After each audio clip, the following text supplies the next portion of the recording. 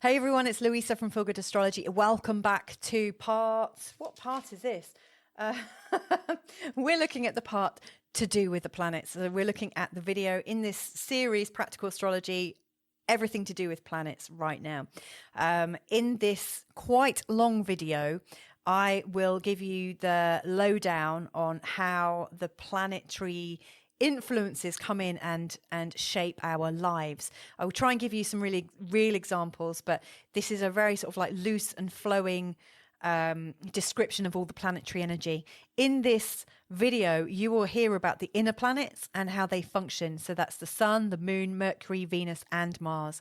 I'll then talk about the bridging planets. They're not really known as the bridging planets, but I consider them like a bridge of consciousness. That's Jupiter and Saturn. And then later on, I look at the outer planets, Uranus, Neptune, and Pluto, and finally the asteroids. So I cover quite a lot and talk about how they relate to the person. This is a really, really long session. So what I would do is absolutely grab a cup of tea before I get going, or a glass of water, a pad and a pen, have your chart in front of you as you're doing this. So as you're looking at your chart and you can see which planets seem to be most connected to others, or look at the house and the sign that they're in, start to pay attention and listen to those sections. You don't have to listen to this whole planetary diatribe in one go. I mean, that would be too much, but this is a resource for you that will really, really help you in learning to grasp the energies of the planets, learning to add that into your astrological skill set. And this is all about thinking like an astrologer. So far we have looked at how to create your own chart. So you've done that already. We've also looked at how to understand what you're looking at, in particular the shape of the chart, the houses, then the signs, then the planets. And we've done lessons on all those. So this is just the next step. This is flavoring out our charts, because the planets are always somewhere in our chart, in a house, in a sign. They pick up a bit like tofu. I don't know if any of you eat tofu out there, but I do. But if you like tofu, it absorbs the flavors of what's around it. And that's very much like a planet in a house and a sign. It shows you how it functions. So I've also, in this episode, I've also spoken about what happens when that planet in its transiting form, i.e. in its current place, what happens when it goes over a really sensitive part of your chart. So for instance, if Pluto was to go over your sun, or if it goes over your IC, that, you know, the angle to do with your home, it all creates change. Now for the outer planets, Uranus, actually, I think I've definitely done Uranus and Saturn, which is a bridging planet. I've done a whole series of podcasts, and also about Chiron as well. Chiron gets a mention right at the end. So if any of this really starts to pique your interest, nip over to Spotify and listen into my podcast. I've got loads of podcasts about how Saturn interacts with your birth chart, and also Uranus and Chiron. And there are some more goodies there as well. It's Feel Good Astrology on Spotify. So anyway, without further ado, I've given you the warning to take your time and to have refreshments. Sit back, relax, and enjoy this as much as you can. And I hope it's really, really helpful in learning practical astrology. Anyway, catch you at the end. So we're going to have a look at the inner planets first of all. And the inner planets are the Sun, the Moon, Mercury, Venus, and Mars. So let's have a look at the Sun now. So the sun doesn't actually orbit around us from our current model, but in our geocentric model that all astrologers have, we see from our own observation based on Earth, based on us being on Earth, that it takes 365 days for the sun to get back to where it was at the time and place and date of our birth, i.e. when our birthday comes around, approximately. Sometimes it's a day less, sometimes it's a little day more. Obviously, our own calendars vary quite a bit because, we add in an extra day once every 4 years. Now, the sun appears to stay in each star sign for 30 days approximately. And so it goes through Aries, Taurus, Gemini, Cancer, all the way around to Pisces in one whole year. And in fact, the sun in our in astrology helps us determine the start of the seasons. So when it crosses over 0 degrees Aries, that marks the spring equinox. When it goes over 0 degrees Cancer, that represents the start of the summer solstice, according to which hemisphere you're in. When it goes over 0 degrees in the sign of Libra, these are all cardinal signs, just so you know, that marks the autumn equinox. And then the final one, 0 degrees Capricorn, represents the winter solstice. Now, the sun in our charts has a very sort of different influence. So the sun gives us our basic personality. So according to where the sun is in our birth charts, for instance, if it's in the sign of Pisces, then our ego and personality and our preferences will have a very sort of Piscean feel. So our ego and our personality might be a bit more gentle. It might be a little more emotional. If it's in the sign of Virgo, we might be a little bit more critical or hyper aware of things. The interests, for instance, of a Libran would be looking good, definitely, having a really good sense of style and fashion, and to be in really nice, relaxing and sumptuous places, and also kind of being at peace with people. They really have a need to be at peace. If we were reflecting the personality of Aries, so obviously when the sun is in the sign of Aries, people with that kind of makeup in their chart, so people born in the time of Aries, they will have more of a leadership role. They will have more of a leadership or commanding personality, according to which other planets the sun is interacting with, because obviously that also makes a difference. And we'll be learning about the aspects in the next lesson. So the sun is very much about our basic personality, our ego, how we come across, what things we really like. So, for instance, things that a Cancerian likes are very much related to home. So the sofas, the cushions, things that make them feel very at ease and comfortable. Things that Sagittarians like tend to be things like books, information, listening to the radio, listening to podcasts, staying up to date with things. Scorpios might like massage oils and things to do with relaxing those tense shoulders and being slightly sensuous and sexual. So it really shows us our, I guess, key drivers in our personalities. That's the sun. It really is about our outer personality. So let's move on to the next inner planet. Now, our next inner planet, even though it's not a planet, is the moon. And astrologically, we consider that the moon is a planet. It's a satellite, but we use it as if it's a planet. So wherever the moon is at the time, place and date of our birth, it describes our emotions. And I'm going to come to that in just a second.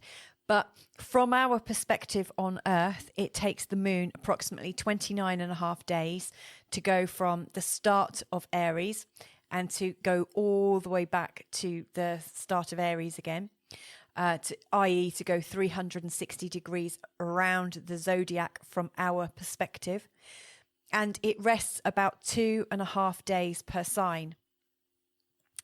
So as we look at the moon, in somebody's chart, it describes very much a lot about the instincts that we have, our natural instincts, our need for comfort, our need for things to help us out. So, for instance, our emotional strategies, like the moon shows where we're intuitive and also we're a little bit delicate.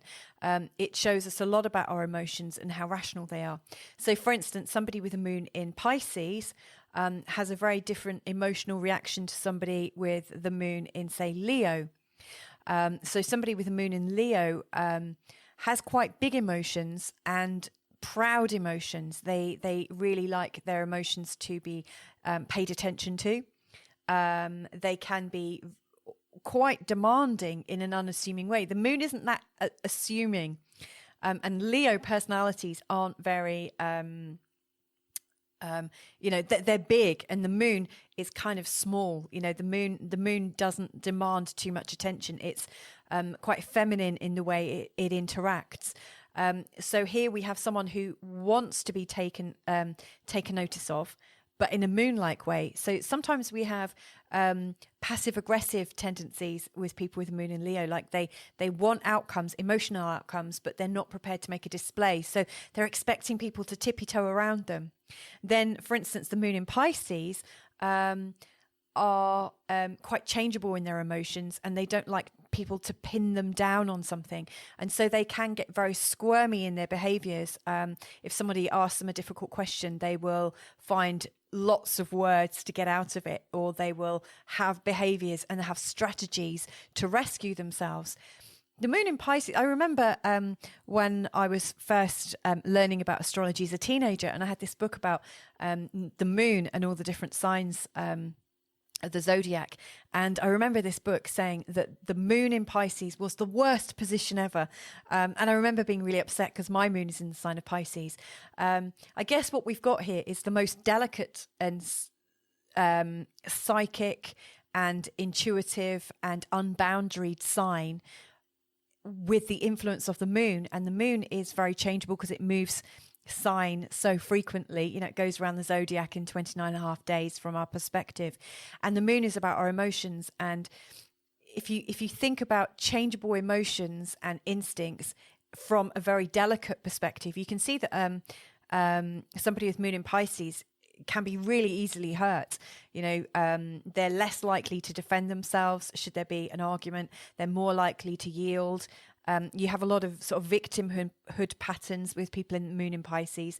They tend to overserve.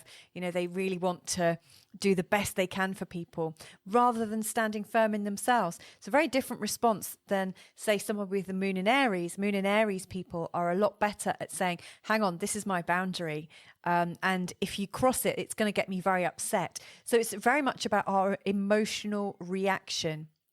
And our behaviors and our childhood, it really comes from how we were raised. So how well we were raised. Now, the moon in somebody's chart, if it's well aspected and it's got very easy aspects, then the chances are their behaviors are going to be very positive in the way they express themselves.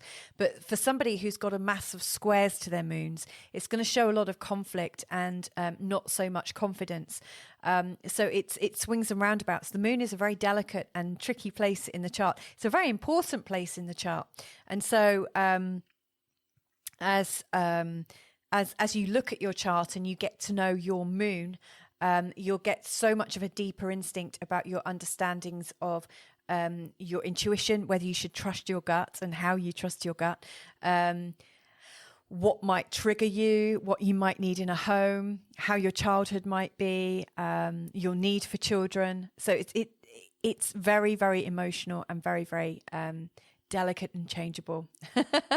It's a really quite special place. The moon's quite important as well when you're looking at things like a loving relationship. You want to find a compatibility between you and your partner's sun or moon. It's very helpful if you can find some kind of something that joins them together. So yeah, that's the moon. Let's have a look now at Mercury. So Mercury appears to have an 88-day orbit from our position on Earth. So it's the fastest. I mean, it's not the fastest. The moon appears to be the fastest.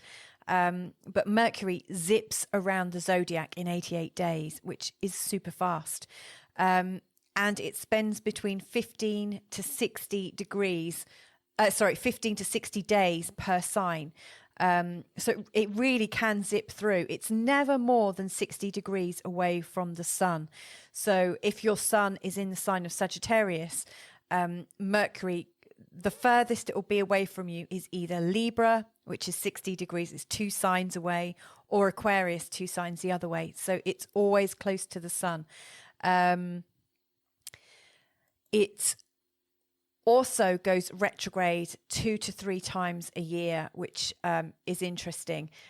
So you've probably all heard about Mercury retrograde at some point or other. People freak out about it. And I think I've done a recording about it. You'll find it on my YouTube channel.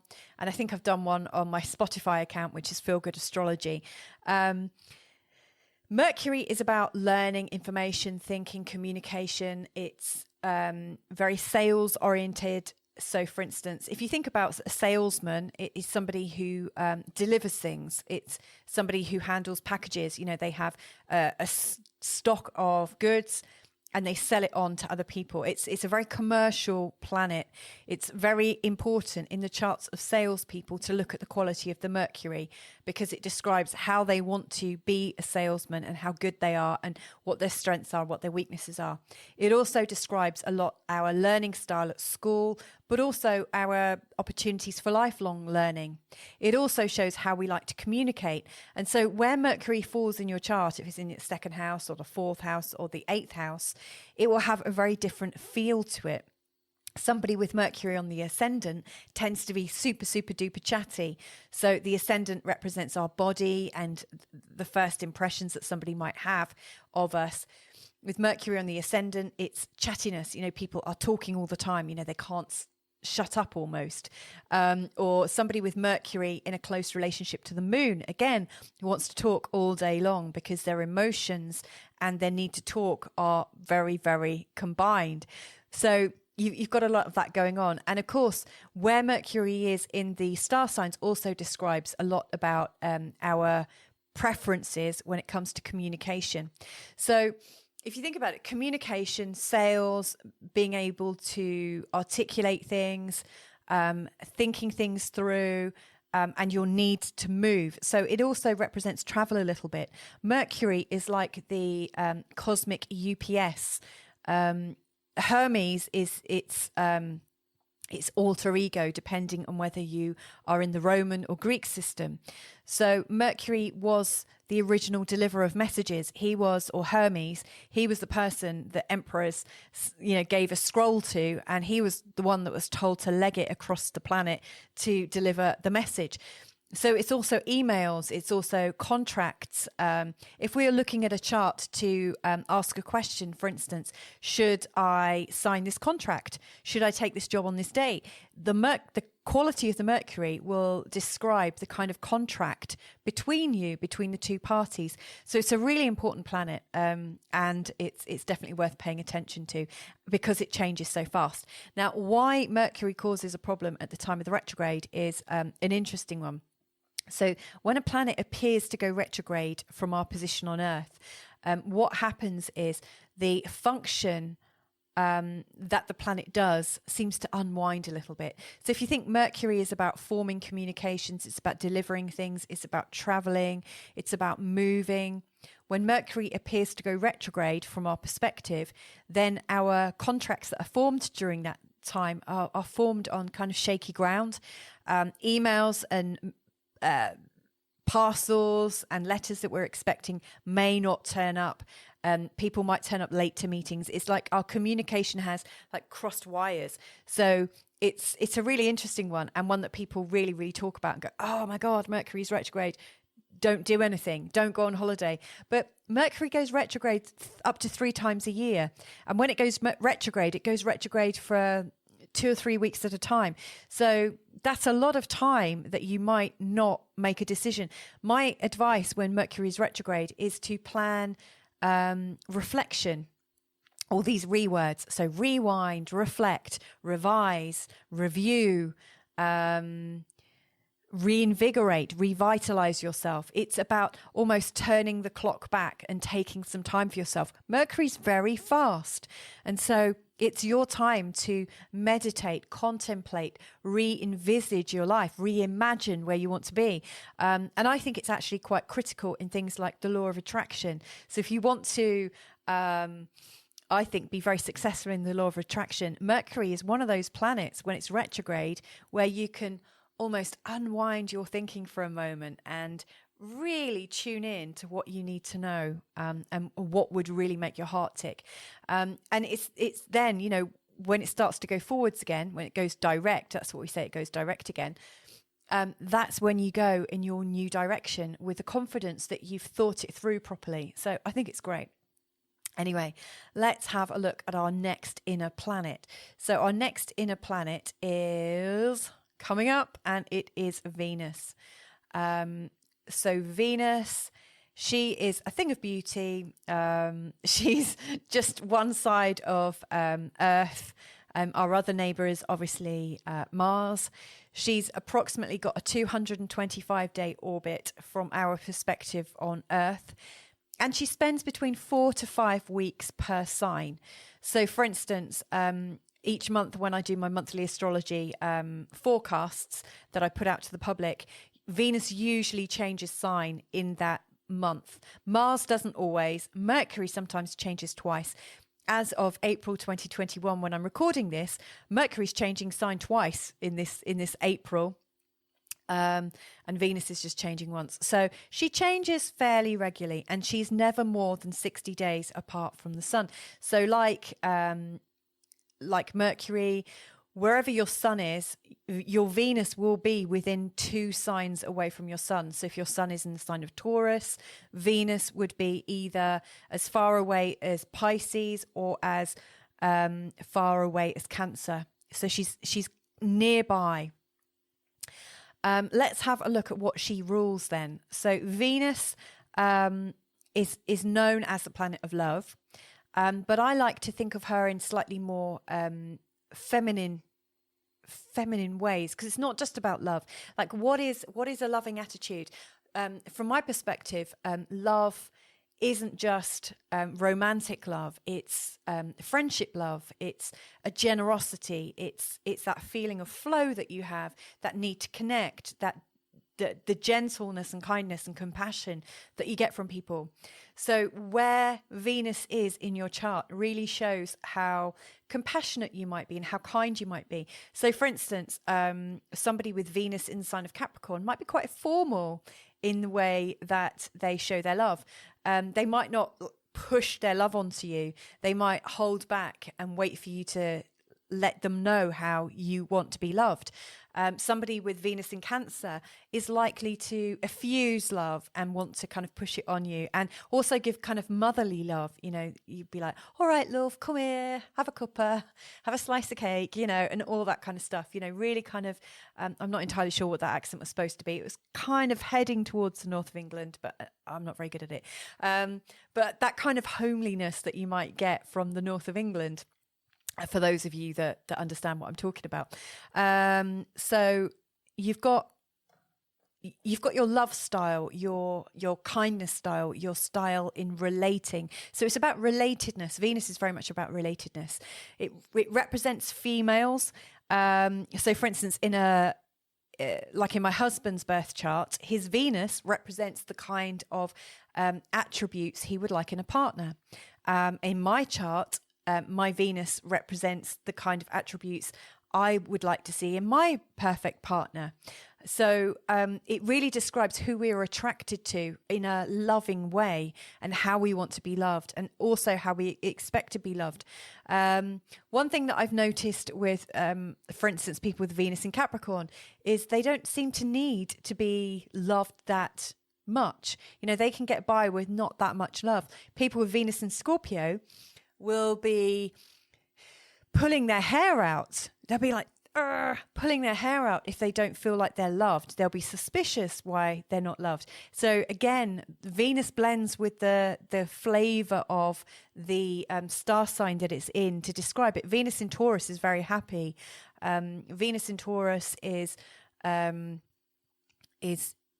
gentle and natural. It's a very sort of open and grounded and friendly love. Venus in Gemini is very sparkly and effervescent. So you show your love through relatedness of interests. So it really just depends on where Venus is in your actual chart, and accordingly, like which sign is it in? Which house is it in? So Venus, say in the 11th house, will be somebody who shows their love in a very sort of non-attached way, but in a very humanitarian way. They will love others a lot more, impersonal. So it's great. Venus is also about abundance. So it's really important to watch your Venus. So, for instance, if your Venus has difficult associations via aspects. So, for instance, in your birth chart, if she's in a square or an opposition with Saturn, it kind of cuts the flow of abundance until you learn what it is that you need to learn to kind of keep abundance flowing. It's not always easy. And it can also show where you're not very confident to be loved as well. So again, that really shows our love styles. So I think that's quite helpful to know. I hope so. She's very important in love relationships. And for instance, often I have people contact me to look at their compatibility. So I'll be comparing, say, one person's chart to the other person's chart, and I will look at how their Venuses connect to each other's planets, and in particular to their Venus, their Mars, the Sun and the Moon, because it really gives a feel for the sort of potential passion between them, and the level of respect they might have for each other. Now, Venus goes retrograde, or appears to go retrograde, every 2 years, roughly. When she goes retrograde, I think she goes retrograde for 44 days off the top of my head, around 40 days. Now she's got something to do with values, because she is about abundance and generosity. So there's something about values and how much you value something. So when Venus goes retrograde, often we go into quite a private little world, where we're revaluing our past loves. Often people from the past spring up or come back into our life or surprise us. And we're given the challenge of working through how we've changed since we've known that person, and what they might mean to us now in our sort of like newly evolved state. So it's always an interesting time when Venus goes retrograde. What I also notice about Venus going retrograde is the prices of things change. Now, if you're very good at sales, and in particular things like antiques and houses, their prices can get actually inflated during these times, because people's attachment to value is slightly not deranged, but not quite hinged in reality. So it's a time when you could sell something for much higher than you're expecting, because lots of people aren't paying attention. So it's an interesting one. If you're selling a house around the time when Venus is retrograde, I would watch out for that. So every 2 years it goes retrograde approximately. So it's interesting to watch. If you're getting married, I would and I've written a book about this, the best times, how to know the best times to get married. I would choose not to get married when Venus is retrograde. If it is, that's not necessarily a problem, but I just think it's easier when Venus is actually going direct. It's more straightforward. We know what we're dealing with. So anyway, that's a little bit about Venus. And of course, you can always look at the mythology. You can have a look at sort of all the old gods and goddesses to get more of a feel for it. Now, we are looking at Mars here. I'm just going to move my video, so I'm over the other side now. You can see Mars, the title. Mars is our last inner planet. And Mars is the male component. So Mars appears to have a 687-day orbit from our perspective from Earth. And it spends roughly 1.5 months per sign. So it takes a little bit longer. So it takes just shy of 2 years to go around the whole zodiac from start to finish. It's a very, very strong planet, and it's important to pay attention to. I'm going to have to move my video back 1 second. Hang on. There we go. And I'm back. I'm back in my other corner. So Mars represents all things male, all things to do with aggression and action and leadership and standing strong. It's about strength. It can be brutal. It can be about vitality. It can be about your health. And your ability to heal. It's also about independence.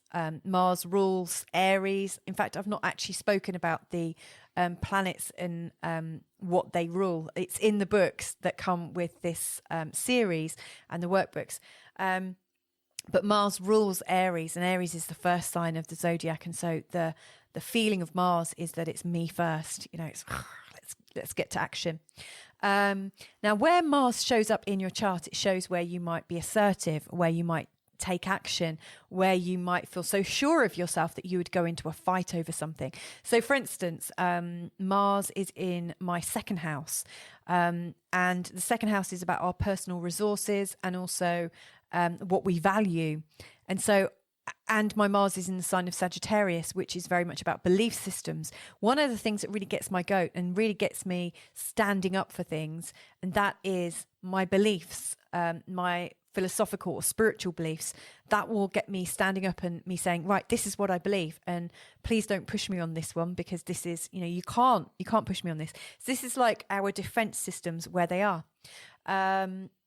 And it's in the second house. So I will work really hard and I'll be really determined, and I will put in lots and lots of hours to get my work done so that I can earn money or keep resources. It's one of my focus points. So Mars does show us what we focus on and what we can be determined in and have real staying power.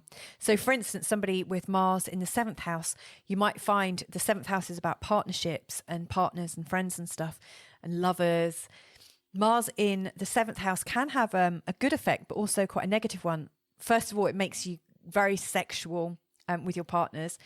You'll be known for taking initiative sexually, but it can also be quite argumentative. So Mars stands up for itself in opposition to people, the people in their life. In the 9th house, it makes somebody very courageous to want to go and travel and experience things that are new and different. In the 11th house, it might make somebody a really good campaigner. So Mars, again, picks up the personality of the house and also the sign that it's in. Mars in Pisces is a really interesting one. Mars feels quite weak in the sign of Pisces because Pisces doesn't really defend itself. It's got these massive... it has no boundaries at all. It's just unboundaried potential. And how can Mars be like that? It's very difficult for Mars. So people with Mars in Pisces often have a difficulty in standing strong and showing their boundaries. But one thing they can be is very determined about their creativity. They could be really dogged about their creativity and how they go at things in a creative and otherworldly way. So it's really interesting. It shows where we take a stand and where we are a leader. Someone with Mars in the 1st house really is a leader. They have leadership qualities. Whether they become the boss or they work for themselves, they tend to run small groups and take responsibility for projects. So it's interesting. It's a really good one. And obviously in the charts of lovers, when I'm comparing how somebody might compare to their lover or their partner, it shows your sexual connection. Or it's one of the planets that shows sexual compatibility. So again, very, very useful. When Mars goes retrograde, it goes retrograde approximately every 2 years, give or take. It's retrograde. I can't remember how many days it's retrograde for. A little bit more than Venus, I think. Now, last year in 2020 was quite tricky because Venus went retrograde and Mars did within a week of each other. And that was really quite testing because when Mars goes retrograde, we lose our power and we start to think, how can I take a step forward? How can I move forward? We feel like we're held back, like we can't move forwards in life. So it's very, very troubling. And so what's wonderful is when Mars starts moving forwards again. So Mars and Venus don't always go retrograde together, even though they go retrograde approximately every 2 years. After a while, they fall out of that pattern. But for the moment, in this decade, they appear to be very much, going retrograde, quite close to each other. And that brings about a lot of change. So they're the first 5 planets that we've spoken about. And again, the sun and the moon aren't planets. The sun is obviously the sun, it's a star, and the moon is a satellite, but we count them as planets. So the sun is our ego, our personality. The moon is our emotions. We've got Mercury for our communication and the way we think. We've got Venus, the way we love and share and connect, and then Mars about how we stand strong. Now, the reason they're known as the inner planets is they're closest to Earth, and so they're the closest to us. And the way I think of it is they represent the parts of our personality or the parts of our life and our world that we can actualize, that we can almost put our finger on, and like they're almost like things in our world, that we can see, we can understand, we know the shape of them, the size of them. For instance, we know a lot about our drive. We experience our drive. We experience our feelings of needing to take leadership. It's not a big mystery. We feel that rise up in us. When we love somebody, we feel it rise up in us. When we want to communicate, we feel it rise up in us. When we're emotional, all of these things are our core personality drivers, and they are encapsulated by the inner planets. As we move forwards, we're going to touch on the outer planets that are Uranus, Neptune and Pluto, and they are outside of our conscious awareness. They're miles away. And then we've also got the bridging planets. They're not called the bridging planets, but I consider them the bridging planets. They are Jupiter and Saturn, and that's what we're going to look at now. So let's have a look. Let's just move on. So the bridging planets, I think, they are bridging consciousness. They are our delivery system, bringing the goods and the thoughts and the theories from outside of our conscious awareness, and they're just on the periphery, and they bring it to us in a real sort of personal way. So, for instance, Uranus brings up ideas on change. Now, as humans, we don't really understand change. Change appears to be outside of ourselves, even though actually it's something that's going on inside of ourselves. But we often use or look for an outer circumstance to trigger the change. And Uranus, as an outer planet, seems to work with Saturn and Jupiter to bring it into us. So, for instance, when Saturn connects up in our chart to an outer planet, it shows how we bring structure into our inner sanctum. Or when it matches with Jupiter, it shows how we can expand through it. So let's have a look at these. We've got an expanding energy, that's Jupiter, and we've got a structural energy in this bridging consciousness place of planets. So let's have a look at these now. We've got Jupiter and Saturn. So the first one we're going to have a look at is Jupiter. So Jupiter was discovered in 1610. Now, all the others we've known about for a long time. You can see them in the night sky, but this one was discovered in 1610. One thing that I know about my understanding of astrology is when we first come across something in our night sky, it shows us the new consciousness that's coming, or the new lesson.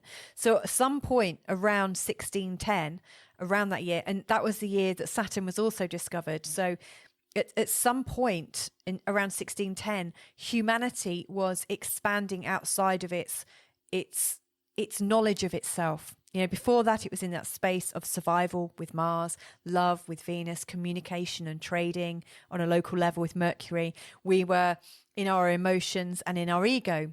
And then all of a sudden, Jupiter and Saturn arrive, and we're thinking about growing on our skills, which is represented by Jupiter's need for expansion and also making our skills more standardized or structured. That's Saturn.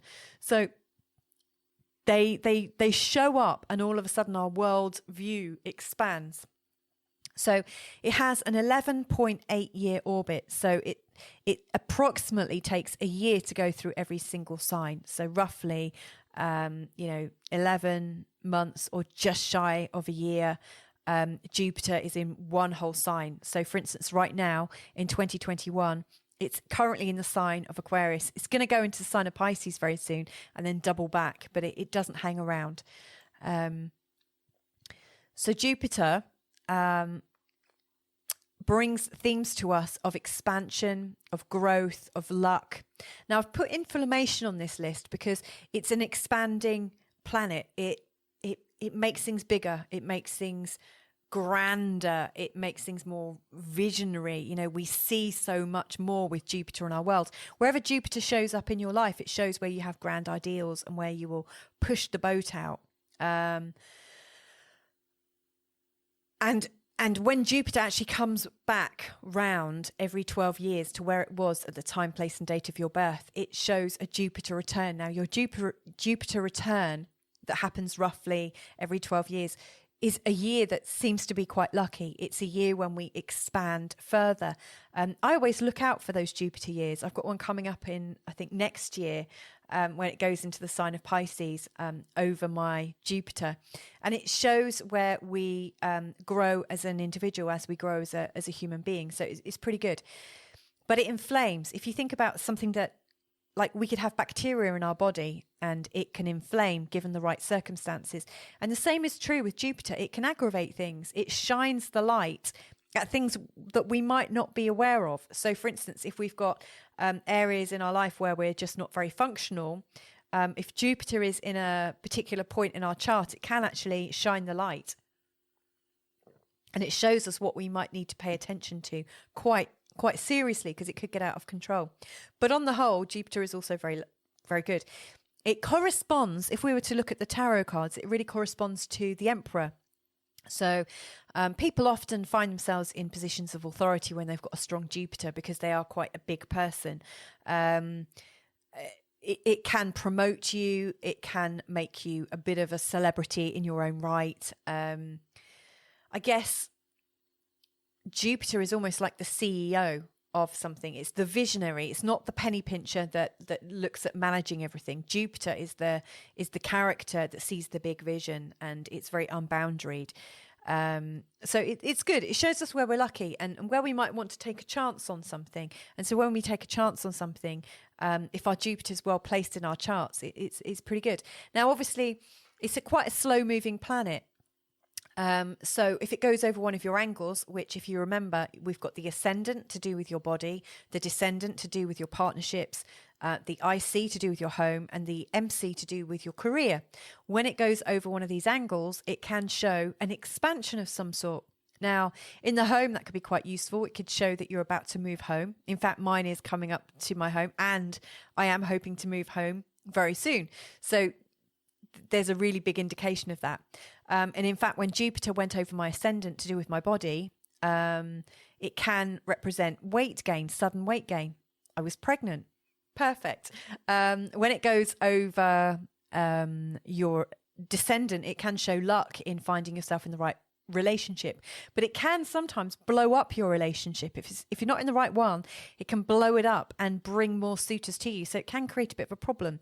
So you can see how this moves around. When Jupiter goes over your sun, it will be over there for a short period of time, maybe a week, maybe a little bit more, depending on how fast he's moving at that time. But it shows a general upbeat expansion in your ego. And it goes over your moon. It shows where your emotions might get the better of you. So you can see how it works. And again, Jupiter's relationship in your chart to other planets will show how you express the need to expand and grow in your life. It also has a reference to religion and spirituality. Jupiter is aligned to the star sign Sagittarius. It's the ruler of Sagittarius. And Sagittarius is about belief systems, philosophies. It has a resonance with the ninth house as well. So the Jupiter types are also sort of vagabonds. They like to go traveling. So it shows where you might travel. I've got quite a strong Jupiter in my chart, and I've lived in 6 countries to date, which is quite a lot, really. I'm currently living in Portugal. Loving it. This is where I think I'm going to be for a really long time. So it can give you sort of itchy feet. So it's worth bearing in mind that. And sometimes really religious people or people who become religious icons can have a very strong Jupiter as well. So there you go. Let's have a look then at Saturn. Now Saturn is much slower moving than Jupiter, and with Saturn you've also got I'm going to put my video in the middle. With Saturn, you've got the rings around him. And if you think of those rings, it's almost like you're in prison. It's like a bond of some sort. So that description is actually kind of spot on. Saturn bonds us. It controls us. It puts us into a place. We might not be ready for Saturn in our life. It shows us where we have to be responsible for something, where we have to shoulder the burden of something, and also the things that we elect for. It was discovered in 1610, like I said, with Jupiter. It's got an approximate orbit of 29.5 years. When it comes back around to where it was at the time, place, and date of your birth, it's known as the Saturn return. And I've yet to find anyone who between 29 and 30 didn't have some kind of big realization about what they'd taken on in their life. So it's not unusual as an astrologer to come across people who had their first child or got married at 29 and a half around the time of the Saturn return. It's not exactly at 29 and a half. You have to check it out in your birth chart. But around that time, we often realize that the life we've created for us is a little bit too tight. We've imprisoned ourselves through our own personal preferences and desires and thinking. And where we've imprisoned ourselves, let's just liberate that N. Where we've imprisoned ourselves around the time of the Saturn return, we often want to get free. And so the Saturn return describes how we free ourselves and start a new Saturn cycle. It's a really interesting time. Of course, the Saturn return comes up again around the time of when you're 57, 58. And again, another 29 and a half years later. Usually by the time you have your second Saturn return, you've already understood what it meant the first time around. But when it happens, life feels a bit tight. Often our finances, our health, our responsibilities become very onerous, and they become a bit difficult. It spends 2.5 years per sign. And in that time, it goes backwards and forwards, i.e. with the retrograde. I'm just going to move my my video again. So Saturn rules responsibility, rules authority, restrictions, tightness. And it also can represent our father. So often when people talk about daddy issues, I can clearly see them in their chart because their Saturn has a really difficult, connection with another planet. It shows up pretty much without fail. In fact, there's a lovely book that I've got called Astrology and the Games That People Play by a guy called Spencer Grendel. And it looks at transactional analysis, the idea that we have an adult, a parent, and a child side to our personalities. And you can look at them astrologically. So Saturn represents our parent, the sun represents our adult self, and the child is represented by the moon. So it really gives us an idea as to how we might play up as a child, how we might parent, etc., etc. So Saturn definitely has these big themes about authority. In the real world, Saturn represents our governments, our financial institutions. It shows how people are managed. So when I said Jupiter was the CEO or visionary, Saturn is the VP and the person that does the number crunching. So Saturn is a bit like the cosmic parking ticket guy, the person that seems to have quite an administrative job and seems to enjoy doing their job just right, just so, that not everyone likes. Saturn isn't always popular. However, Saturn is also very useful. It shows how we can grow up. It shows how we can father ourselves or parent ourselves. And where Saturn is positive in our charts, where it has really good relationships with other planets and angles, it shows our ability to cut it in the world. And where Saturn is difficult, it shows the things that we struggle with in growing up and what we need to come to terms with about ourselves. So Saturn is a planet you can't really hide from. And when you try and hide for it, it will find you out, and it usually costs you a lot more. What I usually recommend if I have a customer coming to me who I can see is having a Saturn return, or who I can see Saturn is about to move over their sun or their moon or an angle, I will usually prepare the client for it a good 9-10 months in advance and say, look, this is coming up. So you want to get some savings. You want to get yourself in a resourced place. You don't want to bite off more than you can chew, because when you're doing too much and Saturn comes in into your world, it messes it up. It shows where everything is a burden and where things are too much. So Saturn is good if you want to build structure and you can find out how you can build your structure in your life. It's not so good when you're overburdened and you've taken on more than you can chew. Now, both Saturn and Jupiter, these two sort of bringers of consciousness in our charts, they both go retrograde every year for between 5 and 6 months of every year. So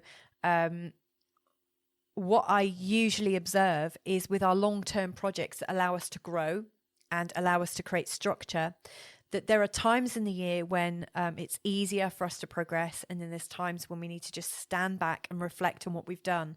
And then when Saturn and Jupiter move forwards again, we get our chance to give it a second go.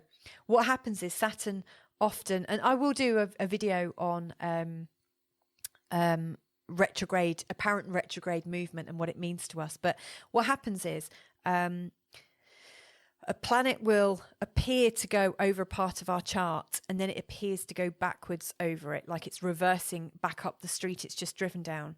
And then it will start moving forwards again. So effectively, when Saturn goes retrograde or Jupiter goes retrograde, it can sometimes go over a point 3 times. And if that point is your sun or your ascendant or your moon or your midheaven, you're really going to feel it. It's going to be quite a difficult time with that retrograde. So it's always worth watching out for that. But the combination of Saturn and Jupiter in your chart is that it allows your personality to grow. It allows you to grow up. It allows you to contribute to your community. It allows a much bigger version of yourself to emerge. So it's good. I didn't say, but Jupiter is also known as Zeus, according to whether you're Roman or Greek. And Saturn is also known as Kronos. So again, if you're into mythology, it's worth looking up at those, because the mythology stands in astrology, and I have actually done quite a few podcasts and videos just about Saturn. If you go to Feel Good Astrology on Spotify, you can actually listen to the effects of having Saturn in each one of your houses, or what will happen when Saturn goes through your houses. So it's worth having a listen into. So now we're actually moving to the next part, which are the outer planets. And the outer planets are really worth paying attention to. The first one is Uranus. And Uranus is a higher harmonic of Mercury. So if you think about Mercury, it's about communication. It's about our minds, the way we think and the way we move, and things obviously change when there's a certain amount of movement. So we want to bear those in mind as we look at Uranus. It was discovered in 1781. It's got an 84-year orbit. So it takes 84 years to go from where it was at your time, place and date of birth all the way round back to where it was. So you'll be 84. If you live to be 84, Uranus will come back round and it will bring its gifts to you with a Uranus return. It also means every 7 years, because 7 times 12 equals 84, every 7 years or so, Uranus changes signs. So it's interesting. Those people that are interested in modern psychology will probably know that 7 years is quite a critical part in human consciousness. So, for instance, when children get to around the age of 7, they don't need their parents so much. And I've experienced this myself. My eldest is currently 9 as of 2021, and I've got a 5-year-old that's kind of getting closer to that sort of 7-year time. But around the age of 7, children need to be less around their parents, and they need to actually start to go into the world. And then another 7 years time, when they're 14, that's when their teenage years are really coming on, and they need even more independence. So they need to step outside of their local environment and go slightly further afield. Another 7 years and they're 21, and they're really considered an adult, although not necessarily an adult in the same way as we might consider, because I think things are changing. You know, we're not expecting people to grow up quite so early as they did, say, 60 years ago. But at 21, you're stepping into the world and outside of education usually. And so again, it's another step forward. So Uranus represents change and also futurism, like growing up and stepping into a new side of your life. And obviously, every 7 years after that, it shows a change. So 28 years is an interesting one. And for people that have their Saturn return a little bit early, you know, you've got 28 years and 29 and a half years for your Saturn return. That year or year and a half between you turning 28 and 29 and a half is a year of big change. So it's quite, I often see people take on so much responsibility when they're 28. You know, they're doing so many new exciting things that they just bite off a little bit more than they can chew. And then at their Saturn return, it's like, oh my God, that was too much. What have I done? I've imprisoned myself. And they have to pull right back again. So every 7 years. Now, Uranus at 84 years to go the whole way. Most of us get to 42, and that's when a lot of interesting midlife transits occur. So around 42, Uranus is in opposition to where it was at your time, place, and date of birth.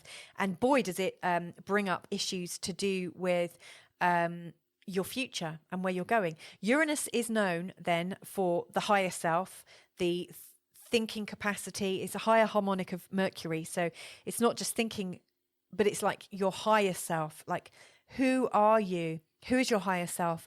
Do you communicate with anything sort of outside of your body or inside? Is it like a meditative thing?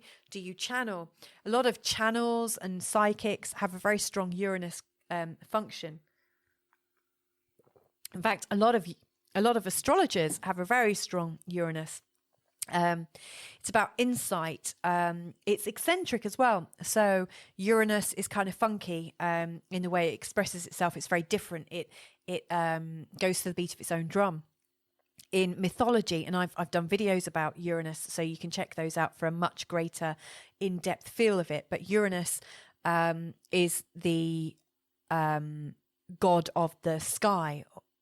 So everything is about the airwaves. So it's the internet, the radio frequencies. You've got uranium and nuclear type stuff. You've got psychic, prophetic abilities, telepathy. It's all airwaves. You've also got shock. It's very shocking, like an earthquake. It can destabilize you. And Uranus is it likes a flat hierarchy. It doesn't like these pyramid schemes. It likes everything to be flat and quite equal. It will take down structure. Uranus does not like structure. And if you go back into mythology, and in fact, if you look at my Uranus and Saturn videos, you'll see why. Uranus was castrated by his son Saturn, and then Saturn started to put in these governments and things like that, and Saturn started building these structures, and Uranus just wants to kind of wipe it out. In the end, Jupiter came to his rescue. So it's a really interesting story when you start looking at these planets or the spirits of these planets. So yeah, it represents change. It's also futuristic, so lots of scientists and inventors and sort of creative renegades have a really strong Uranus. People who are into things that are outside of our realm of consciousness are very much Uranus led. So people that are into things like extraterrestrial life, and possibly you might consider things like conspiracy theorists, or anything that's different is covered through Uranus. And also anything that is deemed shocking. Now, as such, when Uranus touches on a part of your chart that is very personal to you, because obviously the planets keep on moving. Our planets at birth stay in the same place, but the planets keep on moving. But if it touches on a very personal place, then Uranus can shake up your life and show you some deep change that you're going through. And if you're prepared for it, again, like if I see this coming in my clients' charts, I prepare them for it. I've been prepared for a very personal one myself. So Uranus has gone over the part of my relationships, or my descendant, which is the angle to do with my relationships. And because my husband's chart and my chart are very well linked, at the time it's going over my angle to do with relationships, it's going over the part of his career. So it's almost like one interpretation, and it plays out in lots of different ways. But one interpretation is my husband's career is going through some big changes. And because of that, it's creating changes in our relationship. And over the last couple of years, that is true. That's the other thing with Uranus. It moves so slowly, like 7 years to go through one sign, that when Uranus comes into contact with something, when you factor in its retrogrades, it can take a couple of years for Uranus for his lesson to ease out of your life. So you feel it coming in, then it gets very, very strong. You learn the lessons, you make alterations in your life and the way you think about things, and then you move forwards with this new changed identity. So right now, my husband and I, for the last 2 years, and we're coming to the end of it now, our identities as a couple, and in his work in particular, have really changed. Uranus is obviously about astrology as well. And so Uranus is in my 7th house to do with other people. And this is the time when my astrology practice has grown out of control for me. And so I'm getting lots of people coming to me that like the Uranus feel, that are going through change themselves. They need an astrologer. And so that's how it's played out in my life. In my husband's career, he's gone back to his earlier profession of radio and blogging and videos, and being slightly eccentric in public. So it really ties in. And thank goodness we both had those going for us, because if we were trying to keep 9-to-5 jobs going and a regular mortgage and a regular house and keep our life the same, and we weren't ready to change, then those kinds of aspects over one of your angles to do with your relationship and the other's angle to do with their career, that can absolutely spell a split. I've seen it happen in other people's charts. That's why when I saw it coming 5 years ago, I was like, ooh, don't want that. Oh, how's that going to play out? So you can get prepared when you understand what Uranus does. He creates change, and that change allows your inner planet activity of your assertion, your loves, your communication, your emotions, your personality. It allows all of that to evolve and grow and get more magnificent. And if you try and hold on to it, it can go spectacularly wrong. So anyway, hopefully that's giving you an idea about Uranus. Let's move on to our next outer planet then, because our next one is Neptune. And Neptune is a pretty tricky planet. Let me just go back a second. Neptune is the higher harmonic of Venus. So she's about higher love, or he's about higher love and unconditional love. He was discovered in 1876. Now, what I didn't say, Uranus came in 1781, and Neptune came in 1876. Around those times, our worldview from a sort of more generational perspective changed and grew. So Uranus brought with it uranium. It brought in lots of scientific ideas. It brought in the ideas of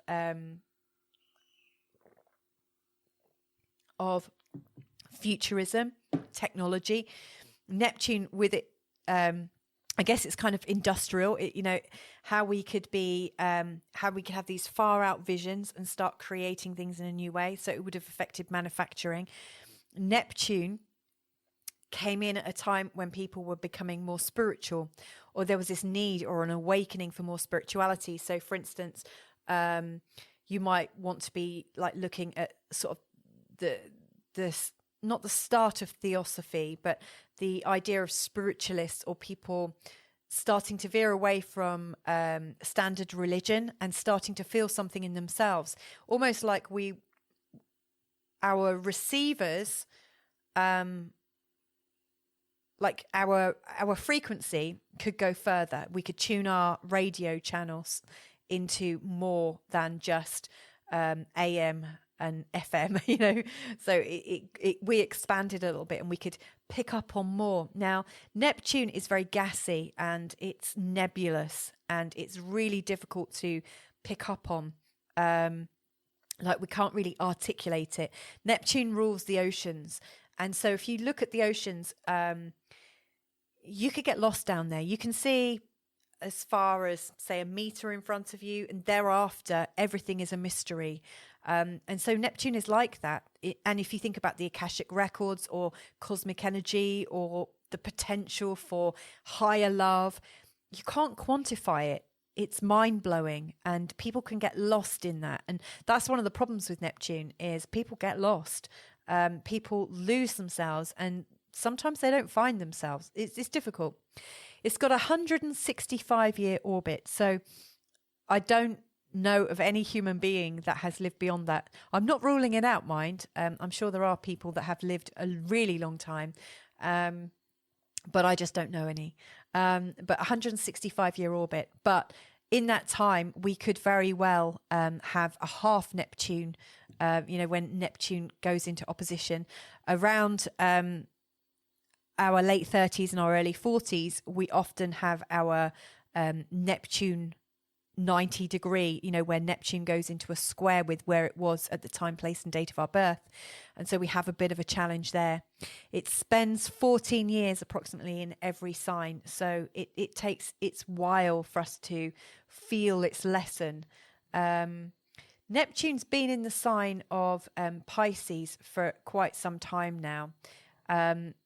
And it's an interesting one because I think it really relates to social media. And right at the end of its time in Neptune in Aquarius, it had really picked up on social media. So it got a really good grounding, like the way we decide, like the way we knew how to interact socially with each other was changing. Neptune changed the rules. It brought in some fuzzy boundaries for us with our social networking. We didn't even have that word social networking before Neptune went into Aquarius. So it's changed things, how we socialize, which is a very sort of Aquarian thing. And Aquarius really rules the internet. So that's a really big thing. Now that Neptune's been in the sign of Pisces, and it's been there for quite some time, and it will still be in there for quite some time, it's changing the way we look at news. So there's the construct of fake news and the idea of false flags and the idea of nothing being certain, things that we might have believed in, we're now confused about. Neptune fogs things. You've got to really pay attention to Neptune. If your Neptune is in a very sensitive part in your chart, it can really fog that area until you know how to use it. So its unboundaried look at the world and its unboundaried expansive energy can create conflict for you if you don't know how to live without boundaries. So for instance, I have several clients that have Neptune on the part of their home, and I also have some that have it on the part, not the part of the home, the angle of the home, the IC, and also on the MC at the top of the chart, so the two angles. And these really show our position in life. When Neptune's very close to the IC, it can sometimes make us uncertain of our position within the house and uncertain of where we are in life from an early age, because the IC shows our childhood, and it can show a very, very strong psychic aptitude. So, for instance, people that are deeply psychic and who feel everything, which is a very Neptunian thing, if they're not in the right house and if it's not supported, and you can tell that through the astrology, like looking at the parents, how they show up in the astrology, if they don't have the support, they can learn to doubt themselves. So Neptune, when it's in a really difficult place in your chart, it can really show doubt, confusion, depression, mental illness, needing to escape who you are, like the loss of self, but in a kind of negative way. Where your Neptune is really beautifully expressed, then it shows your unconditional love and your need to merge. Like when you feel unconditional love, you want to merge with everyone. It's like oneness, unity, finding your twin flame and just kind of wanting to all be tight next to each other. It's great. Now, how do we lose ourselves when we're negative? We might use drink, drugs, extreme sports, extreme life occurrences, so that we're always shocked out of ourselves. We don't want to be ourselves. We want to be anyone but us. We will have disguises. We will lie. We will lie to ourselves. We will have an alter ego. We might even, it could also be involved in gender issues as well. It creates confusion, and it creates deep levels of creativity about how you see yourself. And I'm quite sure people that question their gender, I'm quite sure it wasn't always something that was very clear. Often, as we come to learn something about ourselves and know something about ourselves, if it differs from the context of how we've been raised, it can bring up some issues for us. And that goes with sexuality, that goes with everything. Like, if you're not going to follow the family line, if you're not going to do the same as everyone else, it creates that moment of us doubting ourselves. So Neptune's really can be a blessing, a real blessing, and it can be a real curse as well. It's definitely worth having a good look at. If you have a history of depression and a history of really wanting to be someone other than yourself, Neptune's definitely worth studying. It could be that your Neptune is difficult at birth, or it could be that Neptune's in a tricky place to where you are now. So a lot of people that come to me as clients or repeat clients, I've had a lot in the sign of Pisces in the last 5 years. And what's happened is they've either had Neptune right on their sun, which affects their personality and how they express themselves, or over their ascendant. So I've had a lot of people with Pisces ascendant, and it's been going over their ascendant, and they just don't know where to put themselves in life. They don't know their next step. It's really quite confusing. So if any of those themes are going on for you, it's worth having a good look at your Neptune. Anyway, I want to move on now to the last planet. And actually, this isn't a planet. This is now known as a dwarf planet. I must apologise. I've got a picture of the moon here because Pluto was part of our solar system and then was deregulated to a dwarf planet. And so I don't actually have this slide with a Pluto version, but Pluto is just smaller than the moon. So I thought I would use the moon picture just to remind me to share that with you. But Pluto is known as a dwarf planet. But anyone that's had such a major change or a breakdown or this kind of do or die kind of feeling, like they feel like a decision is so difficult that it might kill them to make that decision. They're going through a really strong Pluto thing. Pluto creates the strongest of transformations for people. It's unreal what it does to people. It kind of cripples them. It almost rips their heart out and you have to kind of reform yourself. It's a deeply transforming dwarf planet. I consider Pluto to be part of the main solar system, so I include him in every one of my readings, unless somebody said not to, but he's there. He was discovered in 1930. He's got a 248-year elliptical orbit, Someone's knocking on my door, but I'm recording. Hey, I'm recording here. So hopefully my little 2-year-old has gone back to his daddy now. I think he's just wanting a little bit of mama time, but he's just going to have to hold off just a little bit longer. So Pluto has a 248-year elliptical orbit. Now, his orbit is appears really erratic. So, for instance, he has 9 years in Scorpio and 30 years in Taurus. So, you can see it's quite wonky. He's the higher harmonic of Mars. So if you think about Mars is about our vitality, the masculine principle, aggression and determination. The higher harmonic of that is control, absolute power, megalomania. It is extreme and it can be death. It's a very, very strong archetype. Pluto is also known as Hades. Again, according to which mythological system you're in. He's the ruler of the underworld and is the ruler of Scorpio. So again, the connotations of the underworld. Scorpio is a very dramatic sign. The themes are about transformation, yield. I'll explain the yielding in a minute. Resurrection, death, control, breakdown, extreme, nuclear. We've got the idea of plutonium going on in the background there as well. So according to where Pluto is in our charts, the sign and the house that it's in our charts, it describes our need for control and the lengths we will go to get that control. It also shows how likely we are to be flexible when we're in times of change. Now, there are lots of people that do quite well with change, and yet even they will have some things that they cannot change and struggle to change.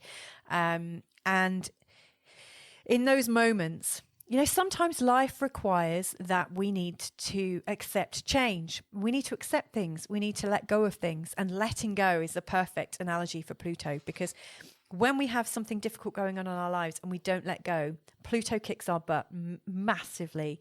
I've had Pluto go over my ascendant. Because of the way my chart is formed, because of my time, place and date of birth, Pluto has gone over my ascendant, my Mars, my Neptune, my North Node, my Mercury, my Sun, my Venus, my Uranus. It hasn't gone over my Moon, and it's not going to, not for quite some time. But it's been over 8 things. And some of those planets are very, very close to each other in my chart. And it took, like Pluto, it takes him 248 years to go through the whole zodiac. So for about 10 years, I had a very, very strong Pluto thing going in my chart. Actually, what was happening was I was in the wrong relationship.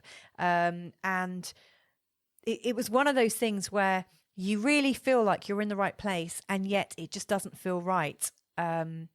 And I had an absolute, because of my chart and my feelings and the way I express them. When you see it in my chart, you can just see absolutely how it happened.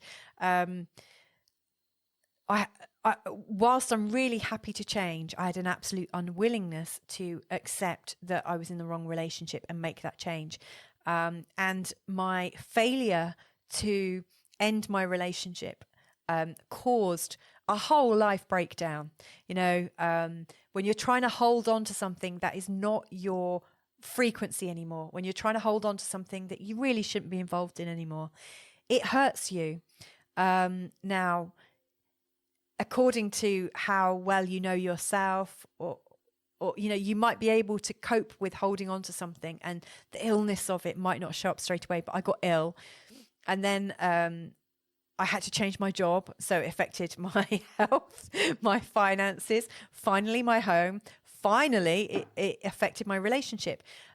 So how many more ways? If my Pluto wasn't so strongly aligned to holding on to inappropriate relationships, I could have let go of it and just moved on. And just been like happy and maybe grieved a bit, moved on, be fine.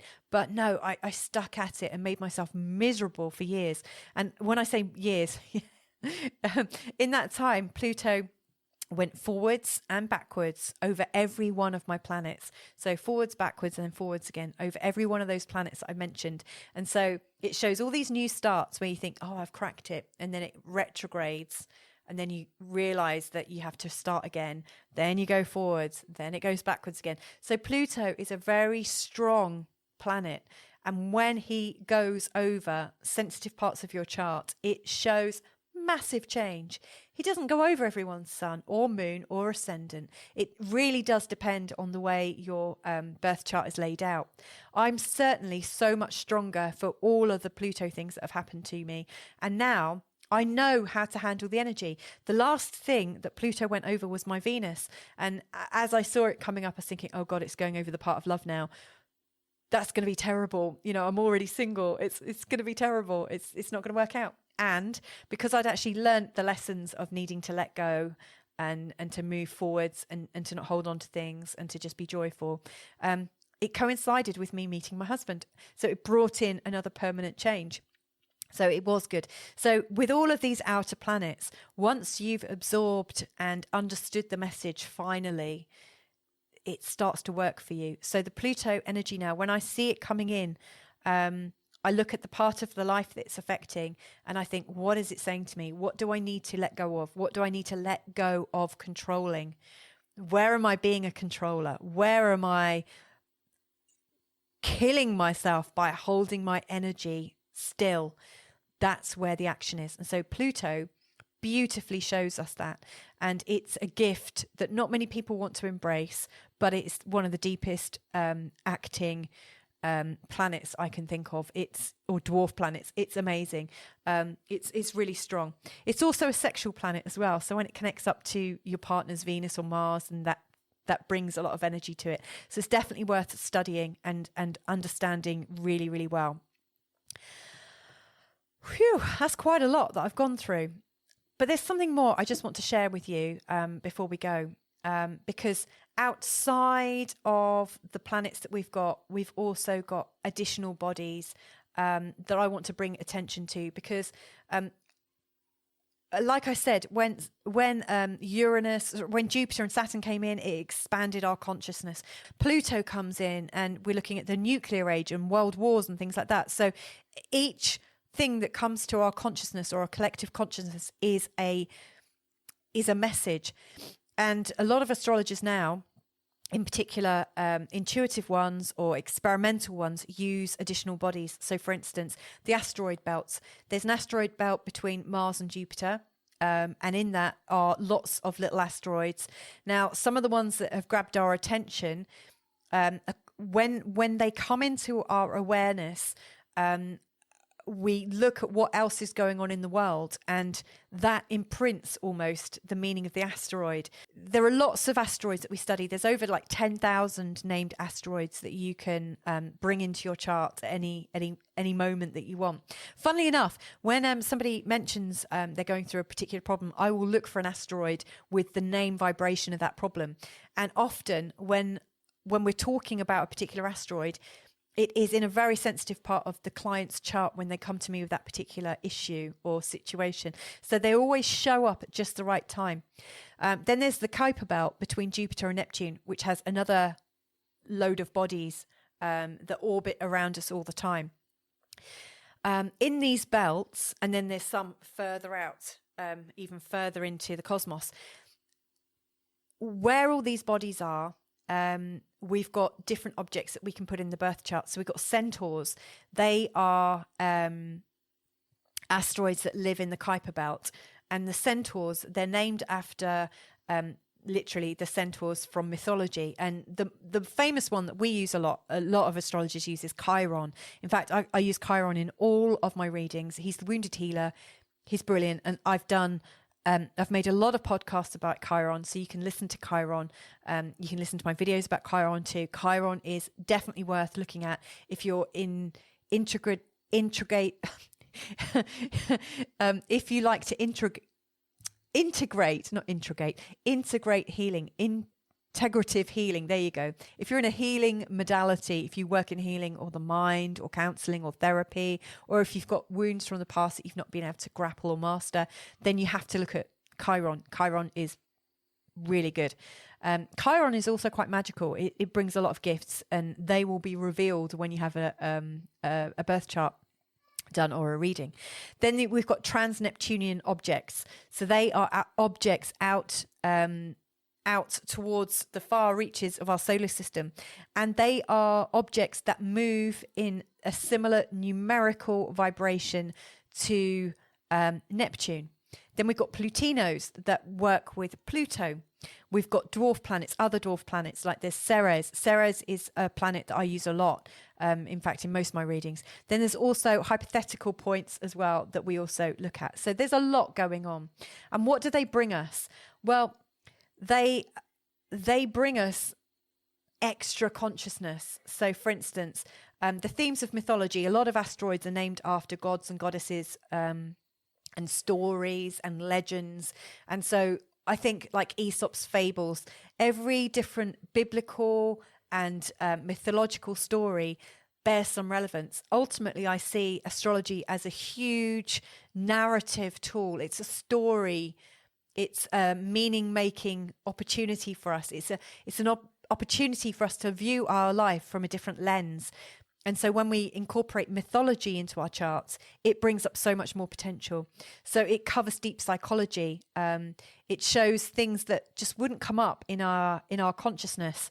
But the asteroids, they move from the outer reaches, and they often move in on an elliptical orbit. Like Chiron moves in between, just outside of Uranus's orbit, crosses Uranus's orbit, crosses Mars's orbit, and then back out again. So Chiron and he's a wounded healer. He brings us gifts from out towards the Uranus area of awakening and into the area of structuring. So each of those positions of the asteroids and how they move indicate big shifts that we can go through as humans. It also coincides with new human updates, like as society or humanity is updating itself. And around the time that these were discovered, it describes more of it. It's futuristic, and it gives us a much greater capacity to understand ourselves. So that, my friends, is my whistle-stop tour of our solar system and the influences that we have in our birth charts. Like I said, all those planets are always in my charts, and I add in as many asteroids or as few asteroids as I need for my clients in those particular times. And you can do that too. The more you learn about the influences of the planets, I would start with the planets first of all, and the more you integrate them with the signs and the houses, and then later on how those planets work together, the greater your ability to interpret and intuit your chart will be. So I hope that's been useful. Hey everyone, if you've managed to get through that really, really long video about the planets, well done. Understanding the planets like that just brings about so many benefits, because when you look at a chart and you recognize the symbol for the planets, all of a sudden things become really clear. It really, really helps you understanding, and it really helps you to get to the core of the chart really quickly. Astrologically, I pay less attention to the actual star signs that the planets are in, but more to the place that they're in. So for me, the position of the house is a lot more interesting.